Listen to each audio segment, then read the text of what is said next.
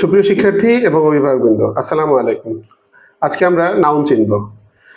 আমরা যখন কোনো শিক্ষার্থীকে জিজ্ঞাসা করি নাউন কাকে বলে, তখন সে জাস্ট একটা সংজ্ঞা দিয়ে বলে যে কোনো কিছুর নামকে নাউন বলে। এবং এটা দিয়ে যখন সে নাউনকে চিনতে চায়, তখন সে নানা রকম নাম খুঁজে নেয়। যেমন করিম, রহিম, কাজল, সজল ইত্যাদি নাম, তখন সে ব্যক্তির নাম খুঁজে। কিন্তু আসলে আমি যখন শিক্ষার্থীদেরকে বললাম যে এভাবে না করে তুমি যদি ভাবো যে চোখ দিয়ে যা দেখা যায়, হাত দিয়ে যা ধরা যায়, মুখ দিয়ে যা খাওয়া যায়, তা সবই নাউন, তখন সে তার চারপাশে সকল কিছু খুঁজে। কোনটা সে হাত দিয়ে ধরতে পারবে, কোনটা সে খেতে পারবে এবং কোনটা সে দেখতে পারবে। যখন এই সবগুলো তখন সে একত্র করে, এবং তখন তার কাছে নাউন শেখাটা অনেক বেশি সহজ হয়ে যায়। তাই আমরা নাউনকে শুধুমাত্র কোনো একটা সংজ্ঞার মধ্যে নির্ধারিত করে রাখতে চাই না। তো আমার শিক্ষার মূল উদ্দেশ্য হচ্ছে তাকে বুঝতে হবে, তাকে জানতে হবে।